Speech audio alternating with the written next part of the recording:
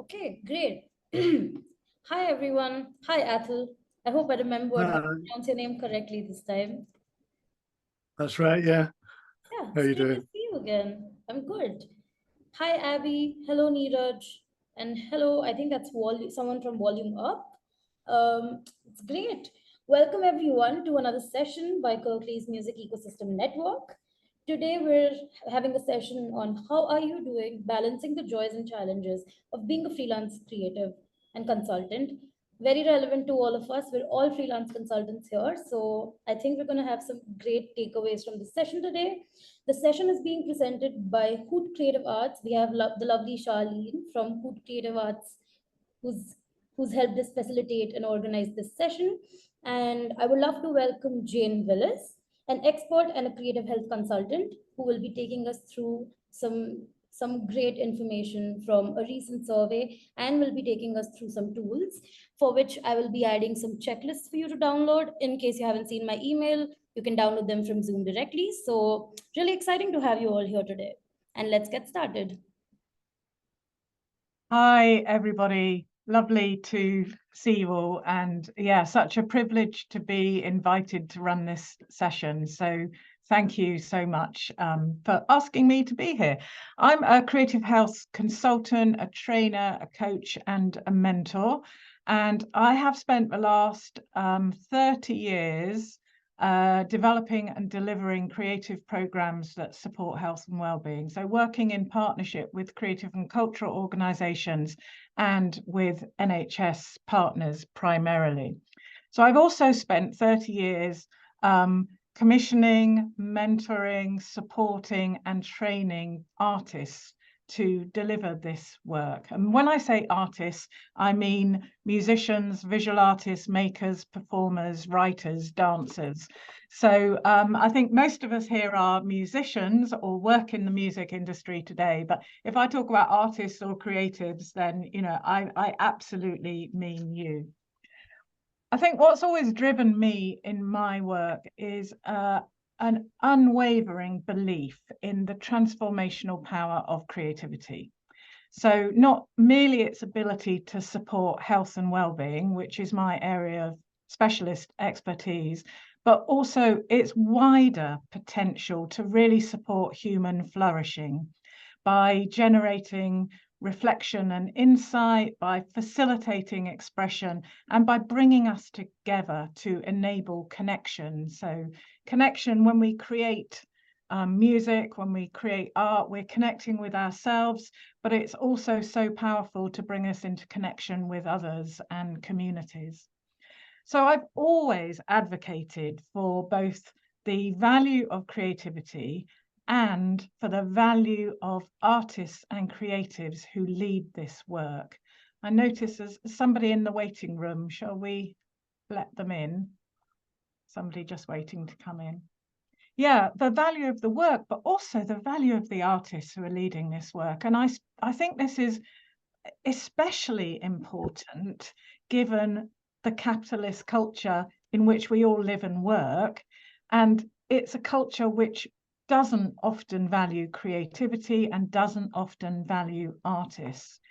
And I think this thing of not having our work valued can take a toll on us, for any of us who work in the creative industries, and in particular for the artists who are delivering the work. And for myself, just speaking very personally, as a woman, as a mother, and as somebody with additional caring responsibilities, there have been times when I have felt the struggle to balance earning a living with juggling all these other things in my life has brought me close to burnout. You know, I've got first-hand experience of how difficult it can be to be a freelancer, to work in the creative industry. And I've seen this in so many other people that I work with, struggling with overwhelm, overwork, stress, trying to keep all the balls in the air, but it takes a toll on us. It takes a toll on our well-being.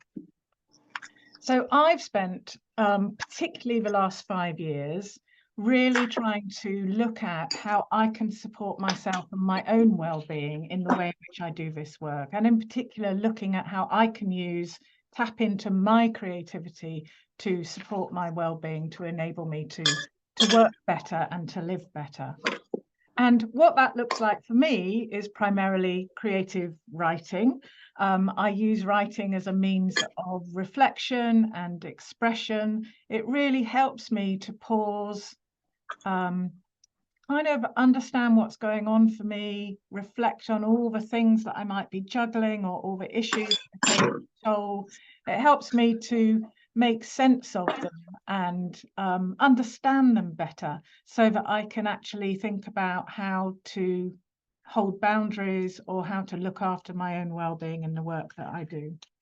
So what I would love to do with you today during this session is to invite you to also just take a moment to reflect on how you're doing.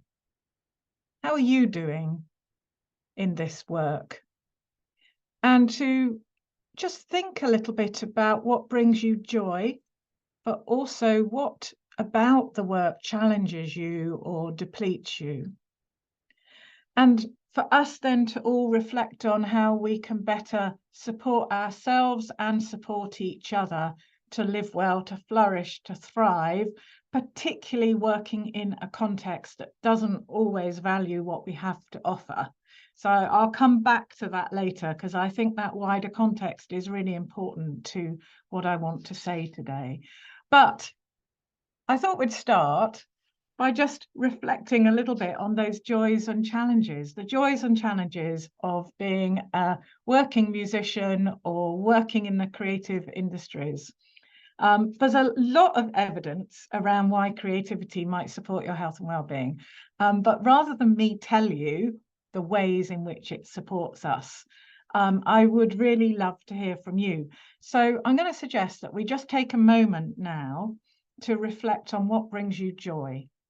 Now, it might be something that's specific to do with your creative practice, or it might be something that's to do with the context in which you work, the people you work with, the work that you do within the creative sector. Or it just might be something that brings you joy in your life. You know, maybe you have a dog and he brings you joy. I don't know. But just take a moment to just think, what brings you joy? What nourishes you in your life? And you might want to just pause and make some notes. And then I'm going to ask you to share as much or as little some of those things in the chat, just as Vishruti's done here. And if you're watching this on replay at home, then you might want to just pause the video for a second and just think about that question. What brings me joy? And note down some answers.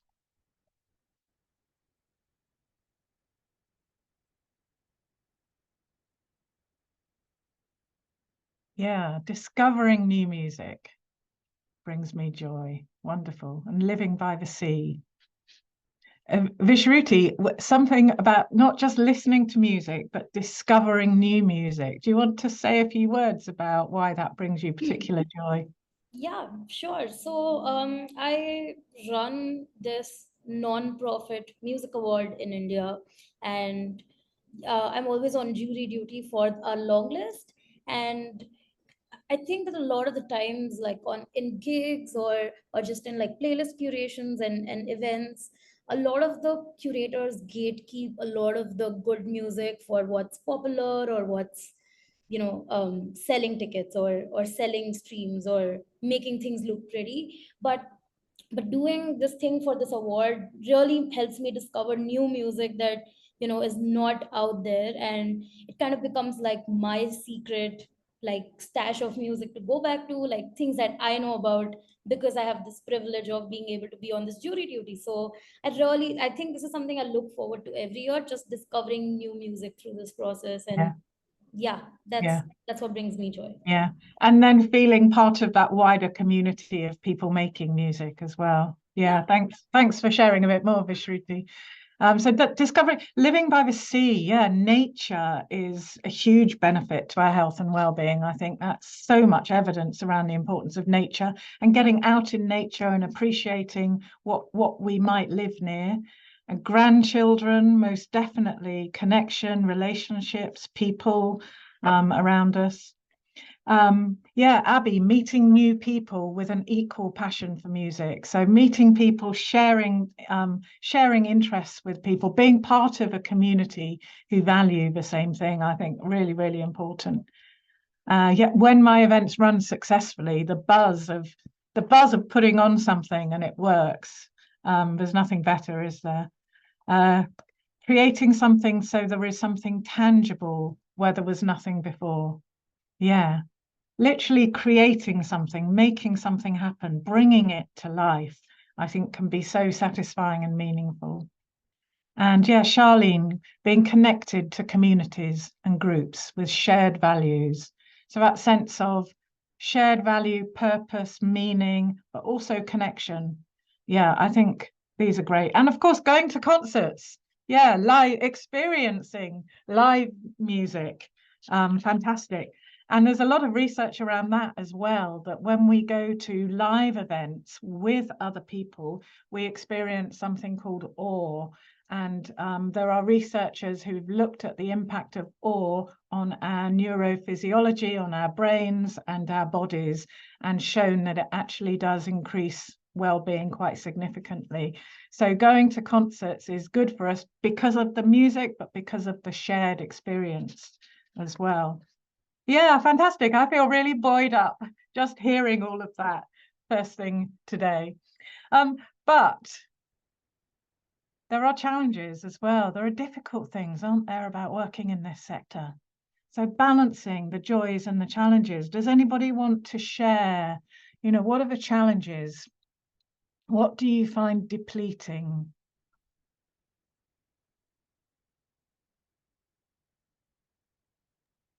I would say time, maybe time to do everything that you want in a really good way, with no loose ends. And sometimes it can be very fast paced, and you're trying to catch your breath and get everything done.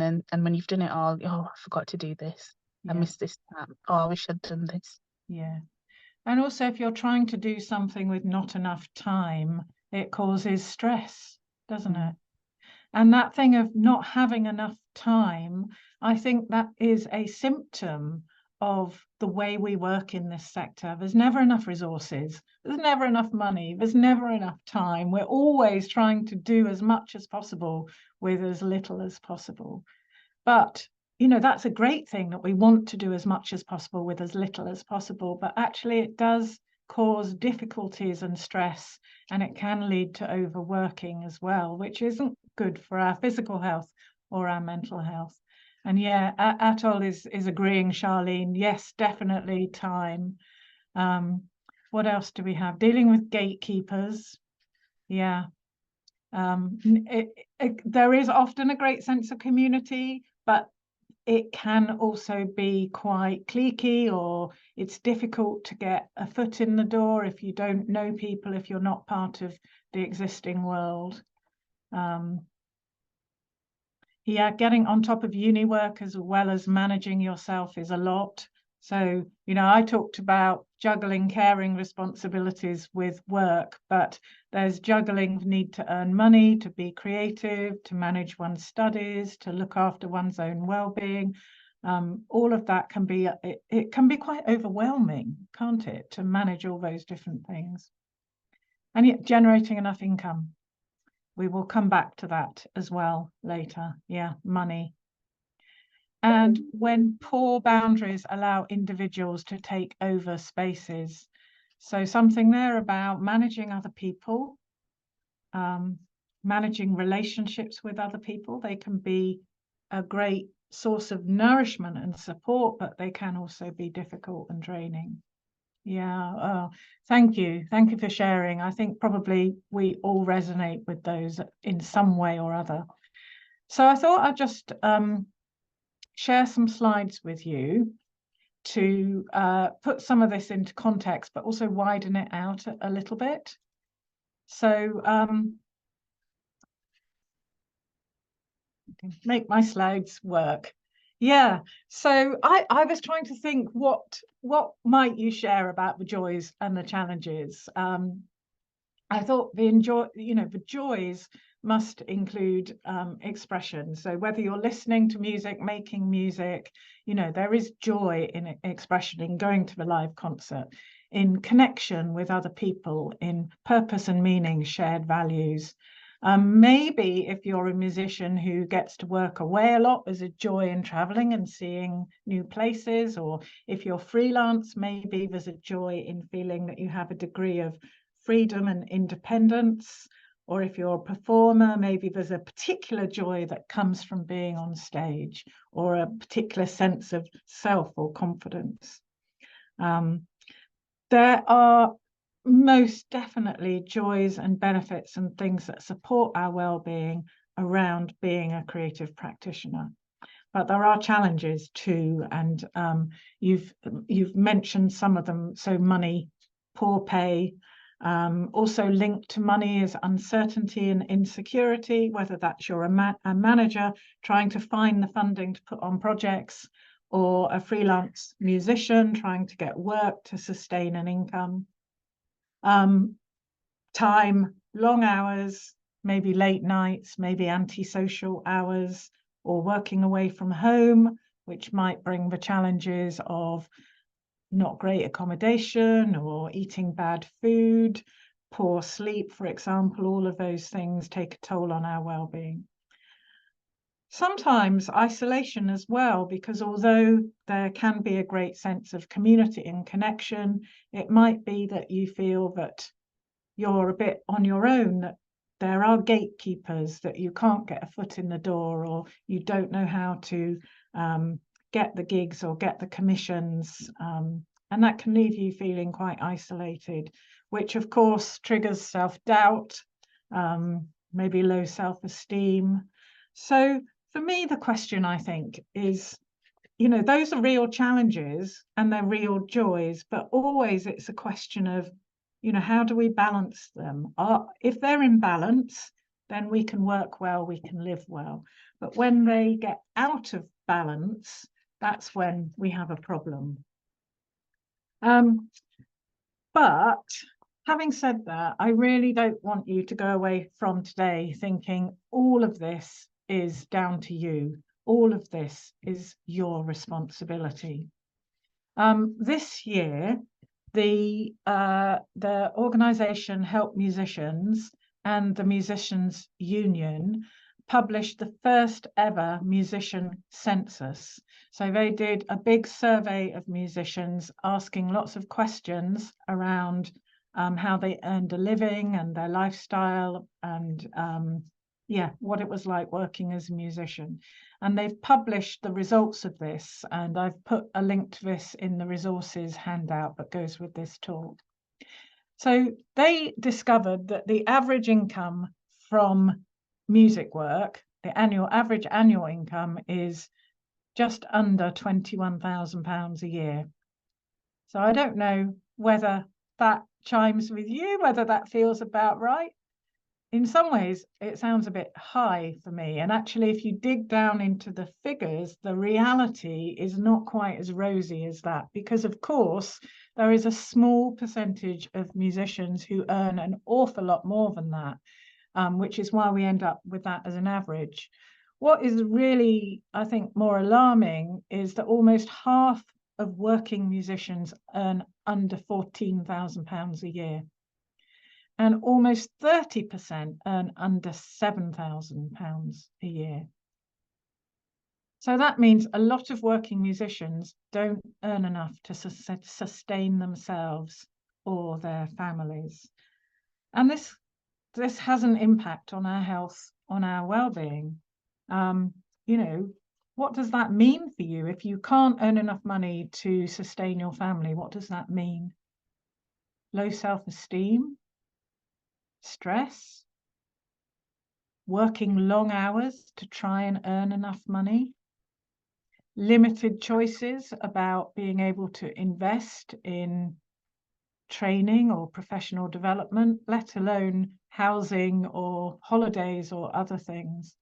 The income that we get from our work has a very real impact on our health and well-being.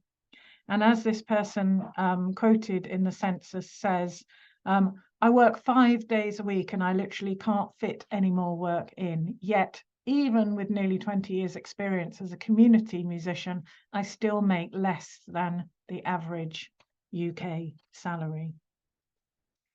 So it's not personal. If any of this chimes with you, what you need to know is it's not personal. It's happening across the whole sector. Over half of musicians, according to the census, need to sustain their career by sourcing other forms of income from outside of the music industry.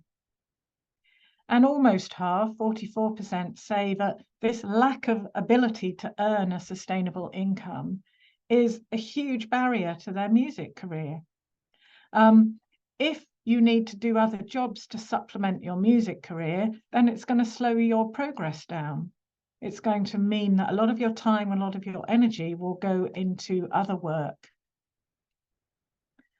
The census says that 17% of musicians report being in debt, and this rises to 30% for those with any kind of mental health condition or for those from Black or Black British origin. So it doesn't really make very cheerful reading. Most musicians have portfolio careers. They have not just maybe work outside the music industry, but even working within the music industry. They're often juggling multiple roles, contracts and clients. You know, if any of this chimes with you and you want to share in the chat, you know, do you have lots of different contracts, lots of different jobs, lots of different clients? And what's it like managing that? It's stressful. It's very stressful. You're dealing with the uncertainty of not knowing perhaps where the next contract's coming from, but you're also having to project manage in your head and on paper lots of different things all at once. It means being a freelancer can be stressful in lots of different ways. But it's not just the precarity of the work. It's not just that it can be stressful and time consuming. It's that even if the work was there, even if you could find enough work to keep you busy all the time, a lot of musicians are not paid recommended rates of pay. And if you look on the Musicians Union website and in the resources that I've put together to go with this talk, you can see what those recommended rates of pay are. But many are not paid those recommended rates of pay. And even when you are paid, we're often paid late. I mean, if you're a freelancer, I'd be really interested to know what the longest you've ever had to wait for a payment is. For me, it's been 9 months between finishing the work and getting paid. And that how can we manage cash flow if we're not getting paid on time? And all of this impacts not just our careers and our ability to deliver good work, but it impacts our stress, it impacts our health. So one of the reasons I'm sharing this with you is I think that it's really important to know that if you feel you're struggling, if you feel it's difficult, it's not personal. It's not your fault. It's because you are working in a sector, in an industry that structurally doesn't always have your best interests at heart, that doesn't always support you to deliver your best. You're working in an industry that's uncertain, that's insecure, that doesn't pay well, and that is stressful for many people. So I really don't want to depress you by sharing the results of the musician census here, but what I want you to take seriously is the context in which you're working, because I think for all of us, there is a shared responsibility to look after our own health and well-being so that we can also look after other people, support other people. And the more we look after our own well-being, the more we support ourselves, the better able we are to speak up and hold boundaries and ask for what is fair and what is just and what is right in terms of the work that we're doing.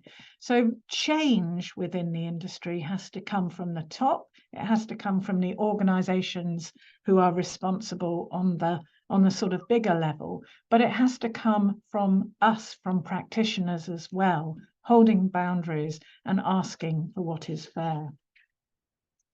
So the question is really, does any of this resonate with you? Are any of these things that you've experienced, that you find difficult, that you feel are causing you stress? Because if it does resonate with you, the good news is there is support at hand. So I've put together a sort of signposting and resource list for you, and it includes links and brief information on a whole variety of organisations, many of which I'm sure you're familiar with. The British Association for Performing Arts Medicine, Help Musicians, Music Minds Matter, the Musicians Union, and so on. If you are struggling, do reach out, because all of these organisations offer support and help. Some of them offer free advice, free support, free help for your health. Many of them offer free counselling. Some offer mentoring and training and access to all sorts of other free sources of support. So do have a look at that list. And if you feel that you would benefit from help beyond this session, take a look at what is there, because these organisations understand the difficulty of working in the sector and they are offering help and advice. The trick, though, the important thing is to know when you need to ask for help, because most of us are not very good, are we, at asking for help? We soldier on. We think, oh, I can manage, I can do okay, I can cope with this. And like a frog in hot water, we can put up with very difficult circumstances for a long time before it gets so bad that we have no choice but to either ask for help or stop working, because we've reached that tipping point that is referred to a lot at the moment, which is burnout. So I thought we'd just take a moment to look at what does burnout look like, because you've probably heard it mentioned. We don't always know what it means. I think some people think it's like having a breakdown, which, you know, is not an unreasonable comparison to make. Burnout is classed as a state of physical and emotional exhaustion. So common signs might be exhaustion, or trouble sleeping, or maybe just dreading work, a feeling of, oh, I just can't do it, I just don't want to go into work. That might be accompanied with feeling overwhelmed.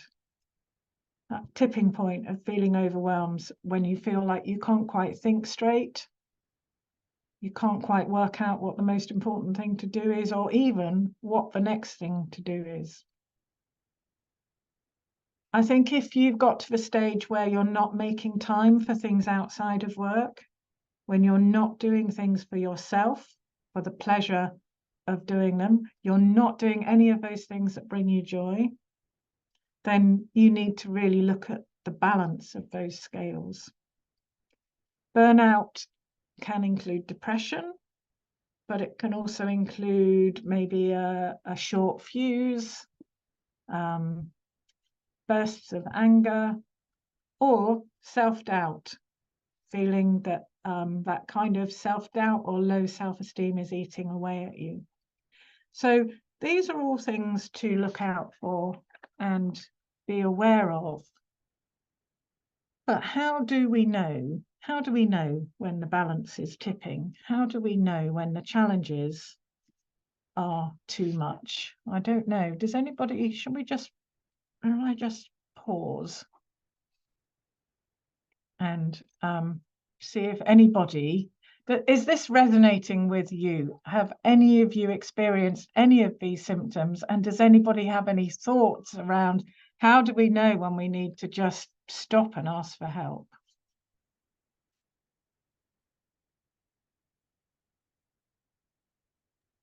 Yeah. I think, oh, sorry. No, carry on, Charlene. I think for me, I do struggle with stopping and thinking. So I try to make it a real practice in my work, like having a reflection day or having a reflective hour. Just when I'm starting to feel overwhelmed, and just take myself away and think and just reflect on Yeah. what's important. And also talking with colleagues or, your manager, and just like as a soundboard, and think, do you think I'm, doing too much? Because sometimes we need someone to tell us, I think, Yeah. and just validate how we're feeling, I think. Yeah, absolutely. And also sometimes then realizing that we're not alone as well. I think that's really important. There's a lot of shame sometimes in thinking we might be the only one struggling, whereas if we talk about it and realize we're not alone, that can help.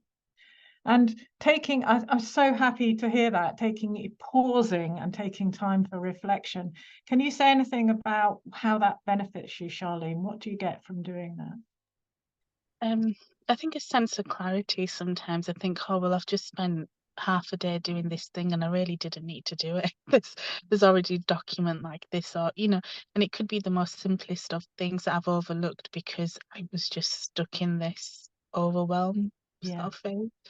And going away from your desk, away from your notebooks, just away from it for a bit. And making a conscious effort to not think, and then you come back and it's just a bit, like I say, a bit more clear. Yeah. Something about not being able to see the wood for the trees when you're in the thick of it and you just can't, you haven't got perspective anymore. And when you step away and make time for reflection, suddenly you can see things in perspective and you have a much better sense of what's important and what's not important. Yeah. I think, Vicky, did you have your hand up, Vicky? Just Oh, that was well perceived there. I just fluttered a thought.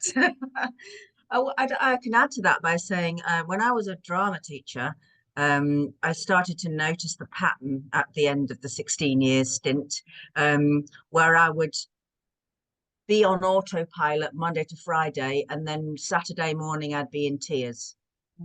And because you landed, you can relax. You don't have the pressure till Monday morning again, or even Sunday lunch was planning time onwards. But Saturday morning was breathing space. And that's when I used to burst into tears. And after about a year of that, I realized I had to leave teaching. So and became a freelancer, which comes with its own, its own pitfalls. Challenges. Yeah. And I think, wouldn't it be better if we could both look after ourselves and each other and support changes that make these working conditions more humane and healthy, so that we can carry on doing the work that we're doing rather than feeling that we have no choice but to leave if we can look after ourselves. I would be amazed if that happened in the education system. And Atol, you say in the chat that you took part in the census, and it is shocking results. I really think it is shocking results. And yes, you've topped me 1.5 years to get paid for appearing in a pop video once. 1.5 years. Terrible, isn't it? And also, when we're not paid like that, how do we feel? It's not just the money, it's about being respected and valued. And I think if we don't feel valued and respected, that's really corrosive to our sense of self and self-esteem. And Atol and Abby, I completely agree. It's about not just reflection, stepping away, making time for ourselves, but also it's hard to say no. It's hard to say no when work is there because you don't know when the next job is coming from. And it's also hard to say no on the grounds that it might not be good work. And I'm going to come back to that later. Yeah, and feeling like you might have to say yes, even though that you've got too much on your plate. So yeah, absolutely. These are all very real issues that I think most of us have to deal with day in and day out. So I don't have all the answers. I really don't want you to think that I am the oracle and I've got all the answers, but I can share a couple of things with you this lunchtime that I've learned that have really helped me in my practice. So how do we know when the balance is tipping? Well, Charlene, I couldn't have put it better myself. I think the first thing you need to do is pause. I think it's learning to bring the pause into your life that will help you realize when things are out of alignment, when things are not in balance. So pause, breathe, center yourself, and just check in with yourself. How am I doing? How is everything? How am I feeling? And you know, I'm a writer, so I use my journal. It's like my journal is like a portable therapist, really, you know, free as well. But you know, if you do use writing, and it doesn't have to be writing with a pen and paper. Writing can also be walking and thinking. So if you like being in nature, if you like moving, you know, it's just the same thing. You can do the same thing in your head. So pause, breathe, and maybe just ask yourself, how am I doing? And what do I need? How am I doing? And what do I need? And it could be as simple as a glass of water. I haven't drunk enough today. It could be, I need a bit of time. I need to go for a walk around the block. It could be, I need a hug. I need to talk to somebody. I don't know. But that you have to pause, center, breathe, to ask yourself and find out, what is it I need? Maybe think, what do I need more of? What do I need less of? Or what do I need to say no to? So that's one simple practice that you could bring into your life. Just the pause. What do I need? What do I need more of? Do I need more creativity, connection, rest, solitude, maybe a bit of time to myself? Do I need something to eat, or some movement, or to go for a walk in the forest? But also, what do I need less of, maybe? What do I need to pay attention to? How do I say no to these things? These are important questions to think about as well. But what I found is the more I put in of the good stuff, the more naturally the bad stuff diminishes and falls away. So you need to think about both, but I would say the more energy you put into nourishing the good stuff, the more naturally that will fill your life and you won't need some of the other stuff.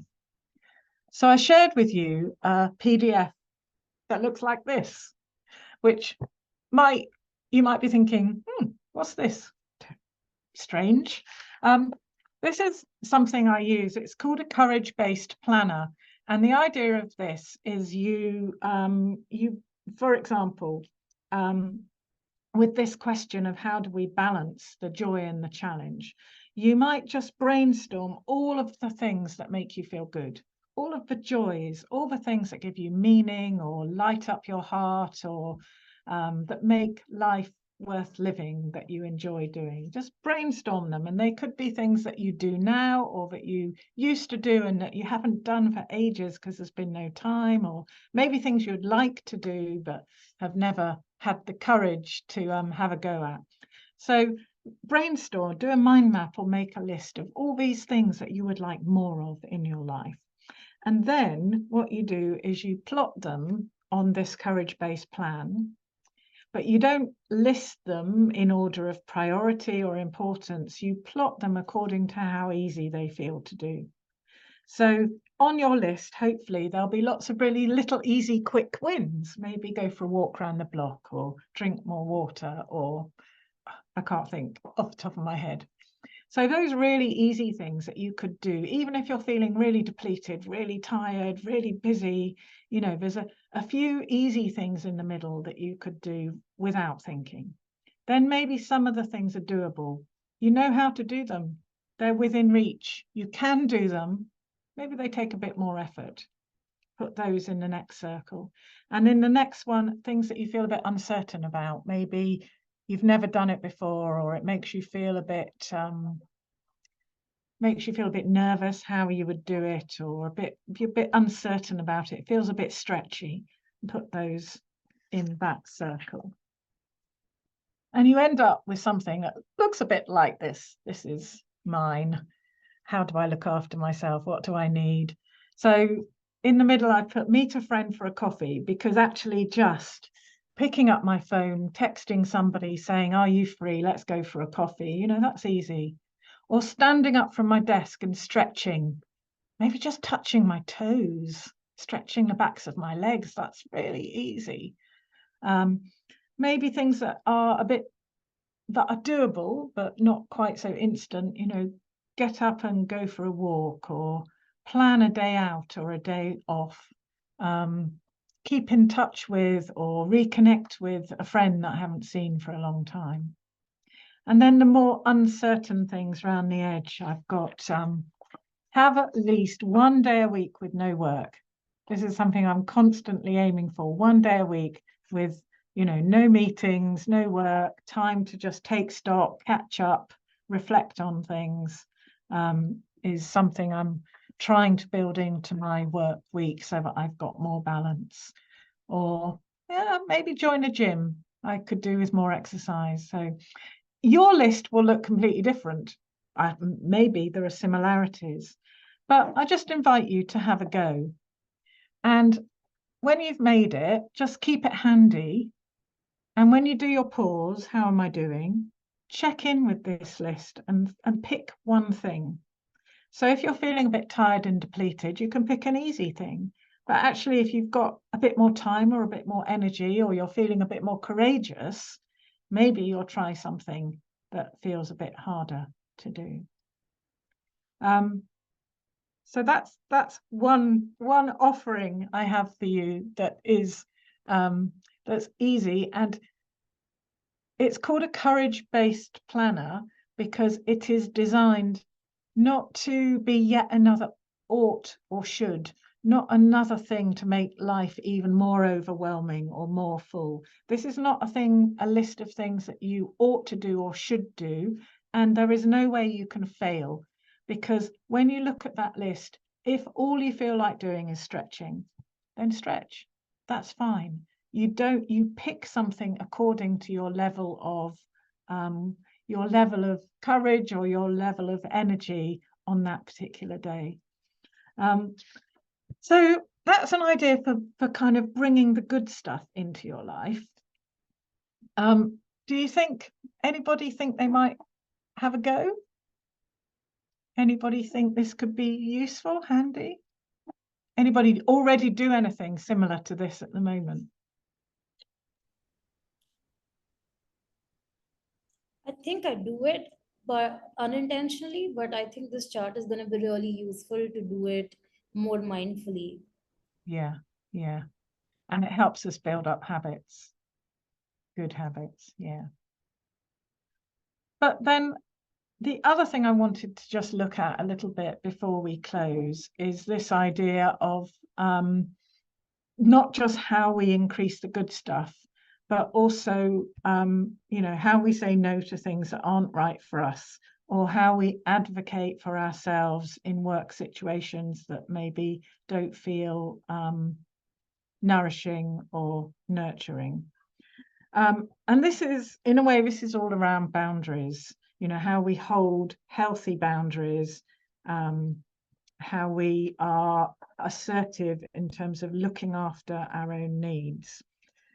The first thing to think about if we are talking about boundaries and looking after our own needs is being aware of what our needs are. So we're back to the pause. We're back to Charlene taking some time for reflection, checking in. What are my needs? What's reasonable? What's unreasonable?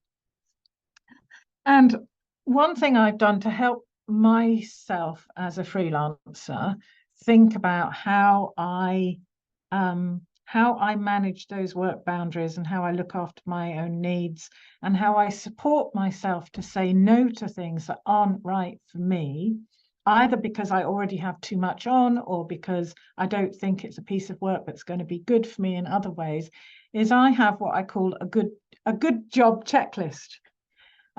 So a good job checklist is a bit like a rider. You know, if you're a musician and you're commissioned to work away, you might have a rider that sets out what you need in order to work well, in order to perform well. What do you need from the venue or the commissioner? So the good job checklist is something that I use to help remind myself of what my values are, what gives me meaning and purpose, why I do this work, and what I need in order to do it well. And it's something that I can then use so that if I'm considering taking on a piece of work, I might go to the checklist and just see, does it tick all the boxes or does it tick enough of the boxes? And if the boxes are not ticked, then it means I can go back and try and negotiate. So, for example, that might be around the time allowed for the work, or it might be around if travel is involved, will that be paid or supported? So I've had a go at producing a good job checklist. I could do have a better name for it, really, couldn't I? It's a bit of a tongue twister, good job checklist. I've had a go at making one that might resonate with you. So I started off by thinking about, you know, what might be important to you. And I've sent you a copy of this, and I think I've sent it as a Word document so that you can amend it and change it, because you need to make it yours. You need to make it personal to you. So it's about thinking, you know, what gives you meaning and purpose, and does the work align with that? What other things do you need from work? Is it about rates of pay? Is it around travel? Is it around accommodation or food or nutrition? Is it around supportive work colleagues, for example? Is it around clarity of communication? Is it around certainty, so having a contract, that kind of thing? And the checklist has a number of headings, like this is the first page of it. You can see meaning and purpose. Does the work align with my values and interests? And you just tick yes or no. Is the client or the commissioning organisation, are they fair and honest and reliable? Are they professional? Will I feel valued? Will I feel respected? Will I receive appropriate credit if they're using your music? Are you going to be credited for that? So you can just tick yes or no, and then maybe jot down any reflections, any thoughts or comments around whether the work aligns with your sense of meaning or purpose. And likewise, rates of pay. Is the pay offered recommended rates of pay? Is time for planning and preparation included? Is the client likely to pay on time? Will you get a contract for your work? And again, if you just look at these things, it might flag up to you stuff that you want to negotiate around. So it doesn't have to be a, no, I'm not taking that job. It's like, oh, I really want to do this, but actually there's a lot of planning work involved and I'm not being offered pay for that. So it can help you hold boundaries. It can help you negotiate for work that actually nourishes and supports your well-being. So I'm going to stop sharing there. What I hope that we've managed to cover in this session today is a bit of an exploration of the joys and challenges of the work, and some sort of opening up some discussion of how we can better look after ourselves in the work, but also in looking after our own needs, how we can also maybe hold boundaries and advocate for better working practices across the sector as a whole.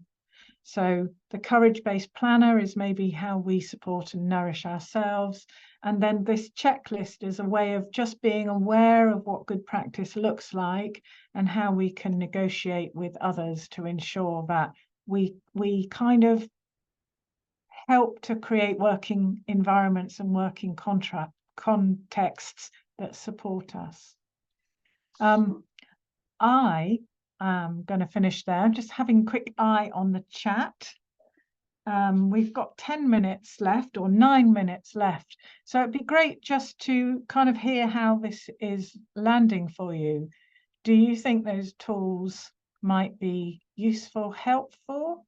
How do you feel about this, this sense of both needing to look after and nourish yourself, but also hold boundaries around good practice in the context in which you work?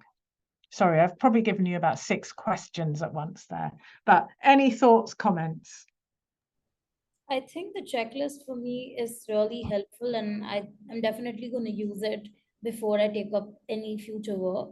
Because even though at first an opportunity might look really great, I think going through this checklist, it will actually show me how I weigh my own time versus the opportunity versus what it can bring to me versus how much time I actually have for it and things like that. So yeah, I'm definitely excited to get started on using these tools, Jane.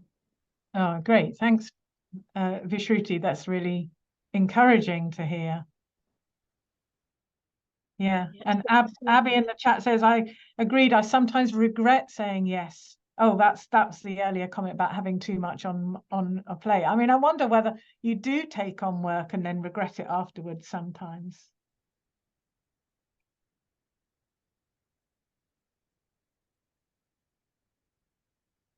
Great. Yeah. Any I questions? definitely will use it as well. Yeah, I'll be finding it useful because there are times I've taken on work or I'm about to take on work and then realised, no, but I haven't had a checklist to actually make me go through it in a structured way. So yes, I agree with Vishruti on the checklist, definitely. Yeah. And my hope is that it might also help you advocate, lobby for better working conditions, you know, if they're not there in the first place. So it's a tool to help you discuss with a client or a commissioner or a partner, you know, what you need from the job in order to do it well and feel valued. And I like that you can make it personal to you, so it's not, you know, you can change that list of what's important to you. Yeah. And that varies for different people. Absolutely. Absolutely. And there will be things that you might feel are particularly important for you. You know, what are your needs and how do you make sure that they're met in the work that you do? And I think it's quite easy to undervalue yourself sometimes when you've got a lot of work on